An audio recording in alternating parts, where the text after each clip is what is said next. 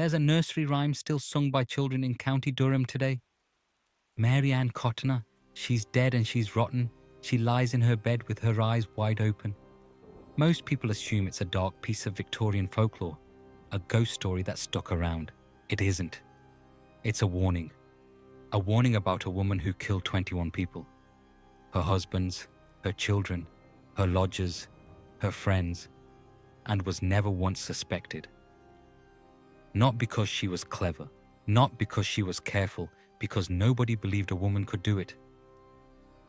This is the story of Mary Ann Cotton, Britain's most prolific serial killer, and the monster hiding in plain sight. To understand Mary Ann Cotton, you first have to understand the world she was born into. County Durham, 1832. A landscape of coal dust and grey skies, of pit villages where men went underground every morning and sometimes didn't come back. Life expectancy for a miner's wife was 35. Infant mortality was so common, it barely warranted a letter to the local paper. Death in Victorian County Durham wasn't suspicious. Death was Tuesday, and there was a system built around it. Burial clubs. For a few pennies a week, you could ensure the life of your husband, your child, your lodger, and when they died, as they inevitably would, you'd receive a payout, £3, maybe £5, a month's wages for a mining family. It was a welfare system for the desperate. And for Mary Ann Cotton, it became something else entirely. There was one more ingredient: arsenic. In 1832, you could buy arsenic in any pharmacy in England. It was sold as rat poison, woven into wallpaper dye, even prescribed by doctors for skin conditions. And its symptoms, stomach cramps, vomiting, diarrhea, were identical to gastroenteritis, the most common cause of death in Victorian England. Someone had built a perfect murder weapon into the fabric of everyday life, and most people never noticed. Mary Ann Robson was born in October 1832 in the village of Low Moorsley, County Durham. By all accounts, she was charming, attractive, deeply religious, a committed Methodist who attended church every Sunday without fail. Neighbors described her as kind, devoted, an excellent housewife. She married her first husband, William Mowbray, in 1852. Within 3 years, 3 of their 5 children were dead. Mary Ann collected the burial club money and grieved openly at each funeral. Nobody asked questions. Children died all the time.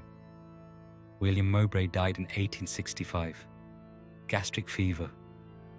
Mary Ann collected the life insurance and moved on. There was a second husband, a third, a fourth. Each one died. Children from each marriage died. She moved from Durham to Cumberland, from Cumberland to Sunderland, from Sunderland back to Durham. New town, new husband, new insurance policy. The same result every time. By 1870, Mary Ann Cotton had moved through 4 counties, buried 4 husbands, and left a trail of dead children stretching across the north of England. And she was considered by everyone who knew her to be an unfortunate woman with very bad luck. This is the thing about Mary Ann Cotton that historians find genuinely disturbing. She wasn't operating in the shadows. She wasn't hiding. She was living in plain sight, grieving publicly, being consoled by neighbors, attending church, remarrying with the community's blessing. The monster wasn't concealed. We simply couldn't see it. The method was almost elegant in its simplicity. Arsenic dissolved in tea, stirred into porridge, administered over days, sometimes weeks, in doses small enough not to arouse suspicion.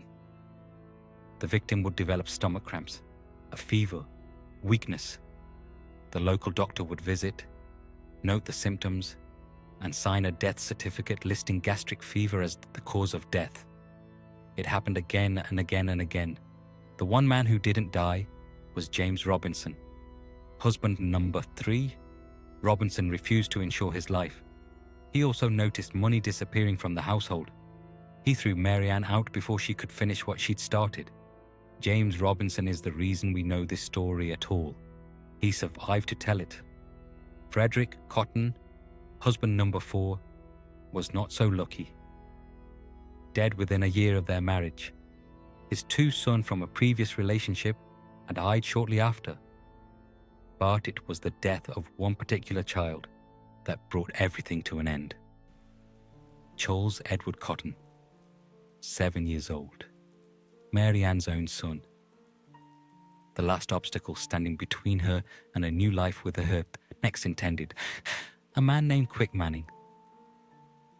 In July 1872, Mary Ann approached the local relieving officer, a man named Thomas Riley, and asked him to take Charles Edward into the workhouse. Riley refused. The boy wasn't destitute. He had a mother, and Mary Ann Cotton said something that Thomas Riley would never forget. She told him the boy would go like the others. Charles Edward Cotton was dead within a week. Thomas Riley reported his concern to the local doctor. The local doctor ordered a post-mortem on Charles Edward Cotton. Dr. Thomas Scattergood, a forensic chemist, conducted the examination. And in the stomach lining of a 7-year-old boy, he found arsenic. Mary Ann Cotton was arrested in July 1872 at her home in West Auckland. She was 40 years old. She had been killing, historians believe, for nearly 20 years. The Victorian press descended immediately. And here something interesting happens. Because the public reaction to Mary Ann Cotton was not simply horror.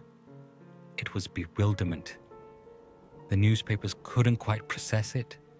A woman, a mother, a churchgoer, the myth of Victorian femininity, the angel of the house, pure and moral and incapable of violence, was colliding head-on with the reality of what the evidence showed.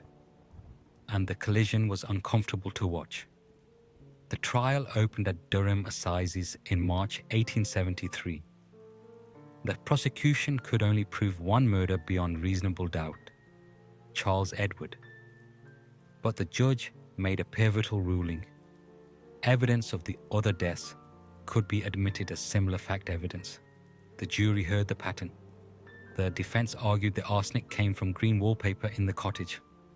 A reasonable Victorian-era argument, since arsenic was genuinely used in Victorian dyes. But the jury deliberated for 90 minutes. They found her guilty. Mary Ann Cotton was hanged at Durham Jail on the 24th of March, 1873. The executioner, a man named William Calcraft, miscalculated the drop. It was too short. Mary Ann Cotton did not die quickly. The crowd of thousands that had gathered outside the prison walls fell silent as they realized what was happening. It took several minutes. She was buried within the prison grounds. No headstone, no marker.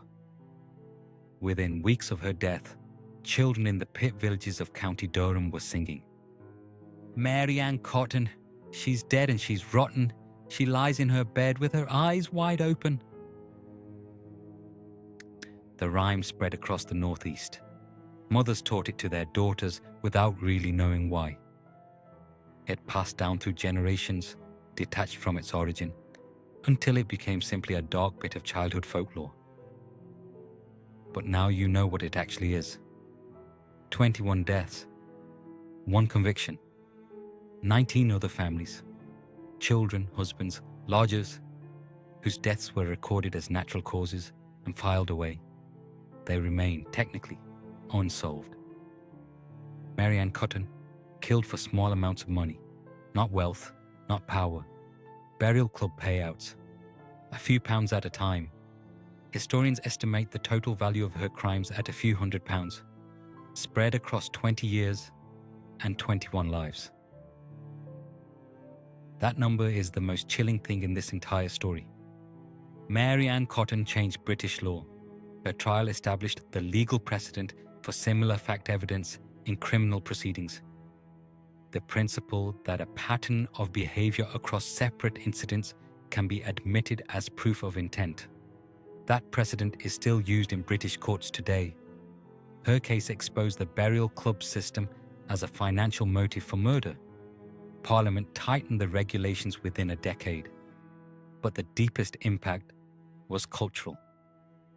Mary Ann Cotton shattered the Victorian myth of the angel of the house. The idea that women were inherently domestic, moral, incapable of premeditated violence. The discomfort this causes is written into every newspaper from the period.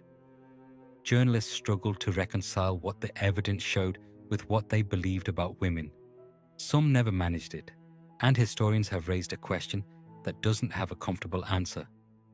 Mary Ann Cotton was caught because she made one careless comment to the wrong man.